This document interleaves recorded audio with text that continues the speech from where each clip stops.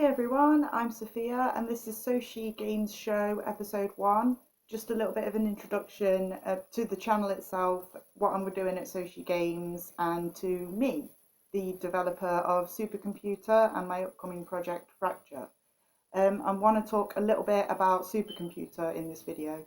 That's going to be my main theme of the first episode. My next video, I want to talk a little bit about what's going to be happening with my future projects. But the thing is, I've taken a little bit of time off. I spent pretty much all of last year working on SuperComputer, and it was my first big project, and the first time I'd actually completed a game. And after taking a little bit of time off from that project, towards the end of last year and the beginning of this year, I had decided to have a little bit of a Christmas New Year break. And then the news came about the eShop closure. I'm not sure exactly how that is going to, the complete picture of how that's going to negatively affect all of the developers on RPG Maker on 3DS, including myself. Well, I'm not the only one asking questions about this. There's been a few internet forums where I've seen other people asking questions. Is the server still going to be open after the eShop closes? Things like that. And we haven't had a straight answer from any of the developers of RPG Maker or from NIS America or anything like that. I don't think the question's been answered yet. But one thing I do know is if you don't already have the RPG Maker player, you won't be able to download SuperComputer after March 2023 next year. So please get yourself onto, if you like what you see in this video, if you've got a 3DS, get yourself onto the eShop while you still can, and get the RPG Maker player, because there's a good chance that the server that the player runs off itself will still be functional and people will still be able to release and download games from there, from their 3DS, because it runs separately from the eShop. So honestly, please get that. It's not just about my game. Get that downloaded while you still can. Loads of free games. A lot of people talking about still bringing out games on it. And there's a lot of information on my page, the SosheGames Facebook page, where this is going to be getting put out, as well as YouTube eventually as well. That it will tell you exactly how to download the RPG Maker Fez player. You can search for it like that in the eShop from your Nintendo 3DS. It is a 3DS only application. And yeah, in future videos I'm going to talk as well about some of my favourite Fez games, and particularly my favourite fellow Fez developer, a person called Kira, who brought out a game called Magenta, which is one of my favourite indie games now of all time. And I'd really love for to have someone to talk to about some of the great games I've played on here, and they're all totally free if you've got a 3DS, but you won't be able to download them at all if you don't get the player before the shop closes. So please do. And yeah, SuperComputer is one of those games that you'll keep coming back to and keep finding new endings and things like that, and going, oh, I didn't know that this would happen if I read the stories in this order and I said this to the computer. That I'll go into this more in a minute. But it's the kind of game where you'll want to keep it on your system and keep coming back to it, hopefully, you know. And the feedback I've had from people I've talked to who've had a go at the game so far has been really positive, and it's had some positive reviews and things like that. Some really nice things said about it from the few people that I've talked to online that have got in touch with me and said, hey, I played that and that was really cool. And that's lovely. I love hearing that. That's fantastic. And even if just one or two people, I said this before I started making it, even if just one or two people find this game and go, wow, that's amazing. It's good to know. It really is. You know, I just wanted to make something that people could get lost in, and you know, something that was inspired by all the games that I loved when I was a kid. And do you know what? I feel like I'm rambling a bit now. Shall we go to some footage so I can actually show you, yeah, what it is I'm talking about? Because, yeah, you'll get a better idea then. So I'm going to go in a minute to some SuperComputer footage, and I'll come back and forth and talk a little bit about what's on screen and that sort of thing. And yeah, I hope you've managed to stick around through my mad rambling long enough to be able to get to the good bit. because this is the good bit. I promise. This is the good bit. Okay. Right. I'm stopping now. I'm going to stop talking. Right. Let's just turn the video. Just turn the video off. Okay. I'm stopping. I'm stopping talking.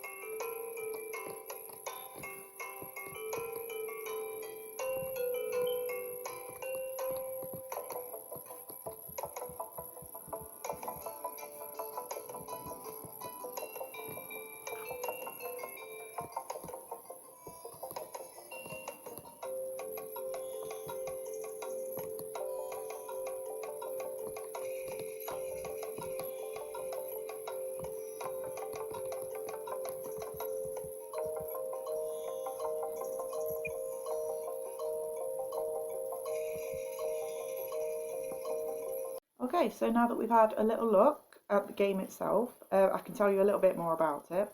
Now, it might seem a little bit strange to you that I dropped you in blind without explaining anything about the characters or the, the genre, anything about the game at all, apart from the fact that it was something that you could get lost in, something that you could make choices in, and, something that you could keep coming back to. But yeah, the reason I did that, the reason I kind of dropped you in blind there, for anyone who didn't know anything about this game coming to this video, was because that's sort of the experience the game gives you. But yeah, as you can see, you control a young lady who's bought herself a computer, and these are some of the things that happen in the game depending on the choices that you make within the relationship with the computer itself, mainly. So what I'm talking about here is the main mechanic of the game is what I call the friendship mechanic, which is a hidden variable, and it's something that controls the paths that you take, the choices that you make, the opportunities that come up within those paths are all controlled by how you've treated your computer. So, for example, Kia is the main character, the young lady that you play as, and the computer is called Eccentric Variable Altering Network, or EVAN for short. And if you are friendly with Evan, if Kia and Evan get on very well, then, for example, you'll get more experience points from monsters out in the field. That's one of the benefits of being friendly with Evan. And that's also the way to check your friendship level.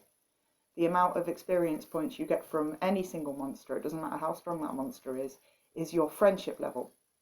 So if your friendship level is 17, you'll get 17 experience points from any monster out in the world. And, you know, you'll get double, triple that if you fight sort of 2 or 3 of them at a time, or 2 or 3 different monsters, because they all have the same value, and you can bring that value up or down. And you can see, this is me giving you a little bit of a tip here actually. This is a way of seeing what your friendship level is, and whether or not the last thing you said has negatively impacted your relationship with your computer. You can see how much it's impacted it, and you know, you can try and bring it down on purpose to see what will happen. Some of my favourite things in this game are on the bad endings. There's one particular route where I actually prefer the bad ending. I feel kind of guilty saying this because it's the difference between a character dying or not dying as well. But they're, you know, it's not a very important character, but it's, yeah, there's a bad ending that I really like, and I feel, yeah, even though I made it, I feel guilty for preferring it over the happy ending that can happen in that same scenario. And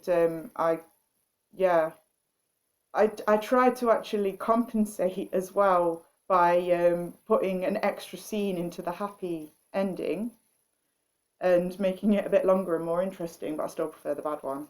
It's that sort of game. And my husband tried it out actually, and he really enjoyed one of the happier endings on one of the main routes. And he says that he feels like he can't go back and be rude to the computer now, because he feels like he's developed a friendship, and it feels like it wouldn't be canon if you went back and broke that. And I'm like, no, that's not how you play this game. Go and be rude to the computer now.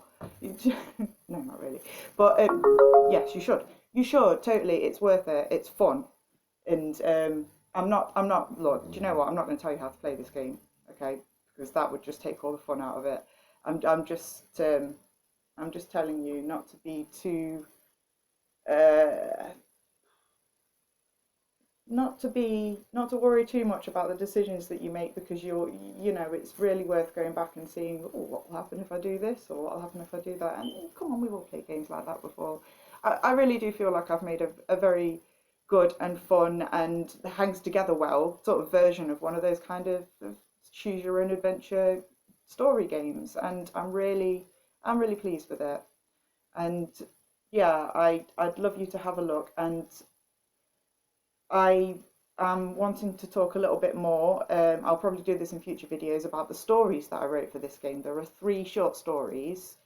So technically, I've written, published, I suppose, if you will, within the game, 3 short stories, and they all have implications. They all do different things in the world if you read them. Like I was sort of implying this earlier.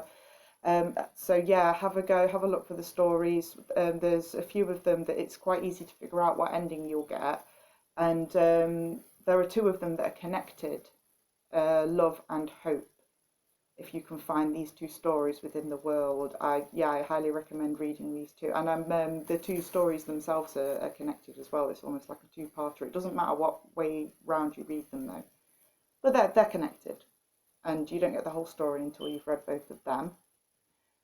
But yeah, I feel like I'm doing that thing again, aren't I? So yeah, we'll go back and we'll have a look at a little bit more footage, and you can see this friendship mechanic in action a little bit more now that you know what we're talking about. And yeah, in the next video, what I'll do is I'll have a video dedicated to the stories, and I'll have a video dedicated to the games, because there are also 3 full games that you can play. One is a space-based game where you fight bosses and you upgrade your ship, and it's sort of like score-based. You try and get high scores, but there is an ending to it as well. And if you get this ending, it leads off into an ending that you can choose in the real world of the game too.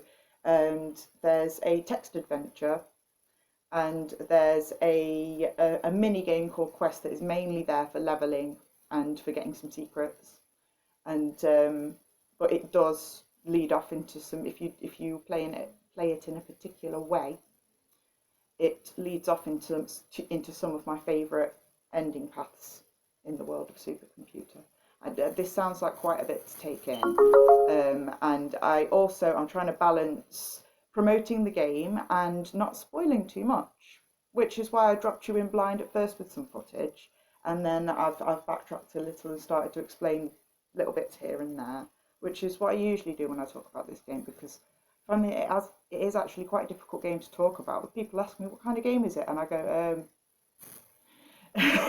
well, I think it's an original piece, but it's got a bit of this and it's got a bit of that, and people will say, well, what kind of battling has it got in it? And I'll say, well, it's got mostly turn-based, but there's a boss that I made that's based on action RPG bosses, and there's a few other things that happen, that have gone away from the traditional RPG sense. But you've got some turn-based battle and some grinding, but then you've also got enemies to avoid on the field sometimes as well. In certain areas, like the space game, for example, has aliens that you have to avoid, like physically run around, and things like that, and also an action boss, which was a very strange experience, making an action boss within an RPG Maker game engine, let me tell you. And not to mention my text adventure, making a text adventure within an RPG Maker game was very strange as well. I had to use about 50 maps. All of them were blank screens. It was hilarious. Anyway, yeah, I'll wrap this up with a little bit more footage. And for anyone who's still with me, thank you so much for listening to me talk about my game for such a long time. And yeah, we'll have a look at a few more clips in a minute, and I will save the rest of the Supercomputer chat for the next SosheGames episode, because there's going to be quite a few more of these. And yeah, I hope you've had fun listening to me ramble about my game and introduce myself. And yeah, like I say, I'm going to come up with a bit more of a clever structure for this show for the following episodes, because yeah, I really wanted to do a sort of, hey, this is me in my natural habitat kind of introduction. So yeah, always goes down so well, doesn't it? Anyway, let's go back to Supercomputer, and yeah, we'll wrap it up with that. And I hope you all have a wonderful weekend, or whenever it is that you end up watching this video. And yeah, goodbye for now, lovely gamers, and get Supercomputer downloaded. Have a look. Have a look.